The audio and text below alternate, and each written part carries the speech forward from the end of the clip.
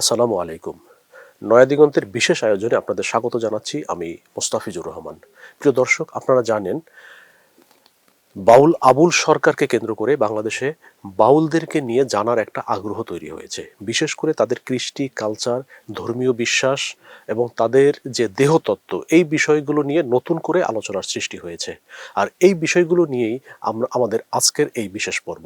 এ পর্বে আলোচনার জন্য আমাদের স্টুডিওতে উপস্থিত হয়েছেন বাউল গবেষক এবং কালচারাল রিসার্চ সেন্টারের নির্বাহী পরিচালক এমদাদুল হক চৌধুরী। এমদাদ ভাই, আপনাকে স্বাগত জানাচ্ছি আমাদের আজকের বিশেষ আয়োজনে। আপনাকে আন্তরিক ধন্যবাদ জানাচ্ছি নয় দিগন্তের দর্শকদেরকে এবং যারা এই অনুষ্ঠানটা দেখছেন সবাইকে আন্তরিক ধন্যবাদ জানাচ্ছি। এমদাদ ভাই, আপনার কাছে প্রথমেই জানতে চাচ্ছি যে বাউল কারা, এর উৎপত্তি কিভাবে এবং তাদের দর্শন কি, এই বিষয়ে যদি দর্শকদেরকে উদ্দেশ্যে কিছু বলতেন। ধন্যবাদ আপনাকে। আসলে বাউলের উৎপত্তিটা সম্বন্ধে আমরা খুব কম লোকেই জানি আর কি। এটা উৎপত্তিটা হয়েছে হজরত ঈসা আলাইহিস সালামের জন্মের প্রায় ৫,০০০ বছর আগে প্যালেস্টাইনে।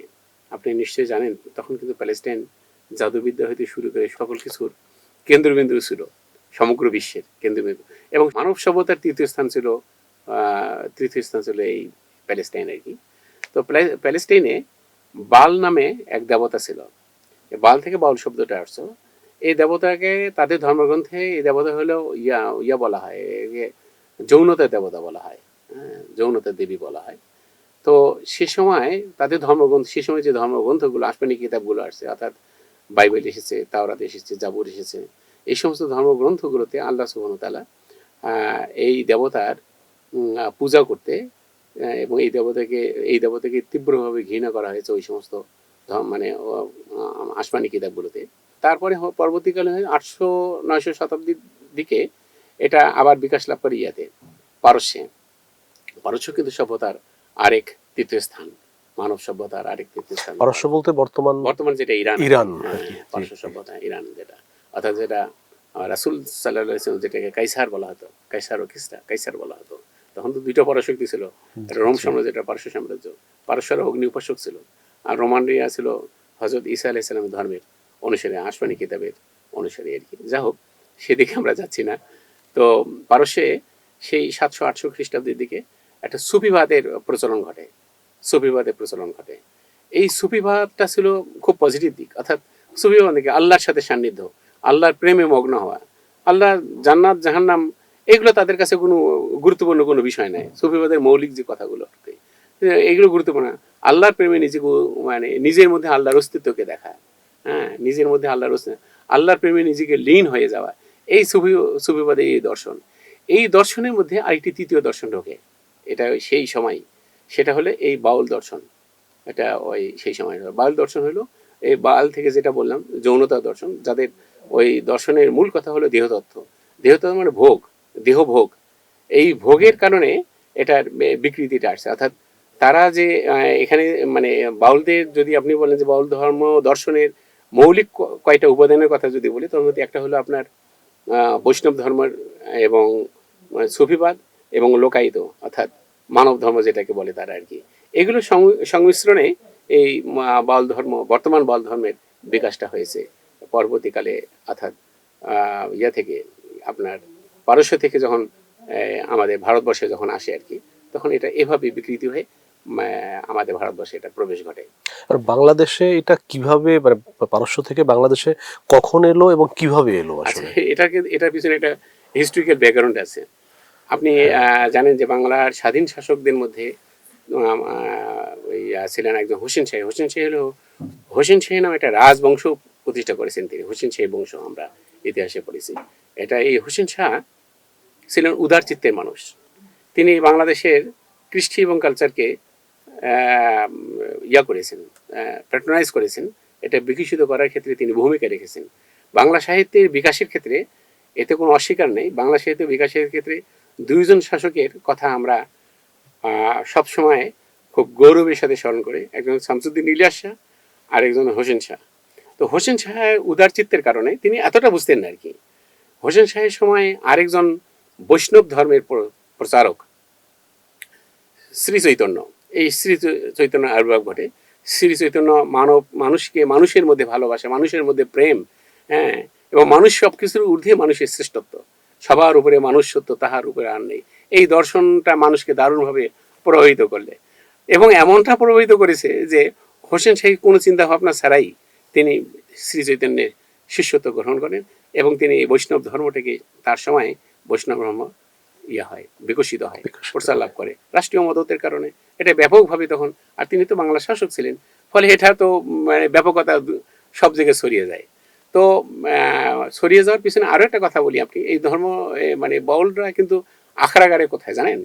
আখড়াগারে হলো গ্রামে গঞ্জে নদী বেষ্টিত যে সমস্ত গ্রামগঞ্জ, যেমন আপনার পদ্মা, মেঘনা, যমুনা, ওদিকে মধুমতি, হ্যাঁ, এই সমস্ত। বাংলাদেশে মনে হয় কুষ্টিয়াতে এটার, কুষ্টিয়াও কিন্তু নদীর পাশে, নদীর পাশে। হ্যাঁ, তারপরে আপনার এই পাবনায়, হ্যাঁ, রাজবাড়িতে ওদের বড় বড় মানে তীর্থভূমিগুলোর কথা বলে, এই সবই কিন্তু নদীর পাশে। আর নদী, তখন তো নদী কেন্দ্রিক সভ্যতা ছিল, আমাদের নদী কেন্দ্রিক সভ্যতা ছিল, ফলে নদীর পাশে তারা আখড়া করে। এভাবেই বাউল ধর্ম আমাদের গ্রামে গঞ্জে ছড়িয়ে ছিটিয়ে পড়ে। কিন্তু ওদের ভিতরে বিকৃতিটা এখানে ব্যাপকভাবে, অর্থাৎ মূল যে বিষয়গুলো সেটা আল্লাহর সঙ্গে প্রেম। বাউল ধর্মের সুফিবাদের যে দর্শনটা, এই সুফিবাদের দর্শনের সঙ্গে যখন তারা বৈষ্ণব ধর্ম এবং লোকায়িত ধর্মটাকে যখন তারা মিশ্রণ ঘটার পরে তার অরিজিনালিটি হারিয়ে ফেললো। বাউল ধর্ম তার অরিজিনালিটি, তার মৌলিকত্ব হারিয়ে ফেলে ওটা একটা বিকৃতি রূপ নিল। সেই বিকৃতি রূপটা কি? সেই বিকৃতিটা হলো দেহতত্ত্বই সবকিছু। অর্থাৎ তাদের ধর্মের মূল কথা হলো যে সিদ্ধ সাধন করতে গেলে আপনাকে এই যৌনতার বিষয়টাকে তারা প্রমোট করলো। নারী ছাড়া তারা কখনো সিদ্ধ লাভ করা যায় না। এবং তাদের যে গানগুলোর মধ্যে যারা আমাদের দেশের হাইব্রিড বুদ্ধিজীবীরা, এটার মধ্যে তারা আধ্যাত্মিকতা দেখে, কিন্তু তারা বড় বড় যারা লালন নিয়ে গবেষণা করেছেন, যারা বাউল নিয়ে গবেষণা করেছেন, তারা তাদের কিছু সাংকেতিক শব্দ তারা ওখানে ব্যবহার করেছেন। আচ্ছা, এখন আপনি বারবার বলছিলেন যে বাউল ধর্ম, তো এইটা কি আসলে একটা ধর্ম নাকি এটা একটা জাস্ট মতাদর্শ? এটা আসলে ধর্ম নয়, কেন নয়? কারণ তারা তো কখনো কোনো মসজিদ মন্দির বা কোনো ধর্মীয় ইয়াগুলোতে কখনো তারা কোনো আসমানি কিতাবে বিশ্বাস করে না। হ্যাঁ, ফলে এটা কোনো ধর্ম নয়, এটা একটা মতাদর্শ হতে পারে। আচ্ছা আচ্ছা, আপনার আরো একটু কথা বলেছিলেন যে বাউলরা কিছু সাংকেতিক শব্দ ব্যবহার করে, বিশেষ করে দেহতত্ত্বের ক্ষেত্রে তারা এই শব্দগুলো বেশি ব্যবহার করে। এরকম কিছু সাংকেতিক শব্দ সম্পর্কে যদি আমাদেরকে একটু ব্যাখ্যা দিতেন। যেমন তারা বলে অমাবস্যার কথা। অমাবস্যা বলতে তারা নারীর ঋতুকালীন সময়টাকে বোঝায়। আমি গানের মধ্যে সেটা বলে দেবো আর কি। যেমন তারা বলে কি বাঁকা নদী, তাদের গানের মধ্যে বাঁকা নদীর কথা আছে। হ্যাঁ, বাঁকা নদী বলতে এই, যদিও এই কথাগুলো অশ্লীল, কারণ আসলে তো এই অশ্লীলতা এখানে এইভাবে তারা, যেহেতু তারা এটাকে তো আসলে অশ্লীল মনে করে না, তারা এটাকে তো শালীনই মনে করে। আমরা বিষয়টা এটা জানাতে হবে, মানে শুনতে খারাপ লাগলেও এটা আমার মনে হয় এটা জানানো উচিত আর কি। তারা যেমন বলে বাঁকা নদীর নারীর জনিপথকে তারা বাঁকা নদী হিসেবে মানে সাংকেতিক হিসেবে তারা ব্যবহার করে। যেমন তারা বলে কুমারী মানে কাম, লতা মানে সন্তান। যেমন তারা বলে কি যে, যেমন এই যে নিয়ামতলী নামে আরেকজন লালন বিশেষজ্ঞ আছে, উনি লালন পরিভাষা নামে একটা বইয়ের মধ্যে তিনি ওই ইয়ার কথা বলেছেন, এই যে বাড়ির পাশে আরশিনগর, সেটা এক পড়শি বসত করে। আমাদের দেশের হাইব্রিড বুদ্ধিজীবীরা যারা সংস্কৃতি চর্চা করেন, তাদের তো ধর্মীয় মূল্যবোধ যদি ভিতরে না থাকে, শুধু সংস্কৃতি যদি প্রধান বিষয় হয়ে থাকে, তাহলে সেটা স্বাভাবিকভাবে মানুষকে বিকৃতির দিকে নিয়ে যায়। এটা কিন্তু একটা মৌলিক বিষয় আর কি। কারণ ধর্ম মানুষকে অনুশাসন করে, অর্থাৎ সৎ পথে অনুসরণ। কিন্তু ধর্মের উপস্থিতি যদি না থাকে, তাহলে আপনার শুধু সংস্কৃতি যদি মুখ্য বিষয় হয়ে থাকে, তাহলে এরা আপনাকে নগ্নতার দিকে ধাবিত করে। আমি আরশিনগর বলতে আসলে তারা কি বোঝাতে চেয়েছে? আসলে আরশিনগর বলতে নারীকে বোঝাতে চেয়েছে। বাড়ির পরে আরশিনগর মানে সেখানে এক বর্ষী বসত করে। আচ্ছা আচ্ছা, মানে সময় হয়ে গেলে সাধন হবে না। আমরা ওদের ইয়াতে বলে, ওদের একটা গান আছে না, সময় গেলে সাধন হবে না। এটা হলো নারীর প্রথম যে ঋতুস্রাব হয়, হ্যাঁ, সেই সময়টাকে সে এই মানে তারা সময়টাকে উল্লেখ করেছে, ওই সময়টাকে সে উল্লেখ করেছে আর কি তাদের গানের মধ্যে। এবং এই কথাগুলো আমার নয় কিন্তু, আবার আরো আগে বলে রাখি, এই কথাগুলো আমার নয় কিন্তু, এই কথাগুলো বাউল গবেষকরা। যেমন এখানে আপনি প্রখ্যাত বাউল গবেষকের কথা বলি, উনি নর্দার্ন ইউনিভার্সিটির ডিনও ছিলেন, উনি কুষ্টিয়া ইউনিভার্সিটির ভিসিও ছিলেন, প্রফেসর ডক্টর আনোয়ারুল করিম স্যার, আল্লাহ তাকে জানান নসিব করুক। তিনি প্রায় 7-8 মাস আগে মারা গেছেন। উনি তারপরে লালন গবেষণা করেছেন, জগন্নাথ সরকার লালন নিয়ে গবেষণা করেছেন আপনার এই নিয়ামত আলী সরকার, এরকম অনেকে লালন নিয়ে বাউল এবং লালন নিয়ে গবেষণা করেছেন। তো তাদের লেখাগুলোতে এই কথাগুলো ফুটে মানে বেরিয়ে আসছে আর কি, তাদের লেখাগুলো এই কথাগুলো বেরিয়ে আসছে। আচ্ছা, এখন এই লালন সাইজির যে বাউল হ্যাঁ, আর এখনকার যে বাউল আর কি, জি জি এদের জি। মধ্যে আপনি পার্থক্য কিভাবে করবেন? আম, লালন সাইজির সময়ে যে পার্থক্য মানে কি, লালন সাইজি গানের মধ্যে যে আধ্যাত্মিকতা ছিল, সে আধ্যাত্মিকতা আসলে সেভাবে কিন্তু ফুটে ওঠে নাই। হ্যাঁ, মানে আমরা ওই ওই বিষয়গুলো আমরা তখন বুঝতে পারিনি।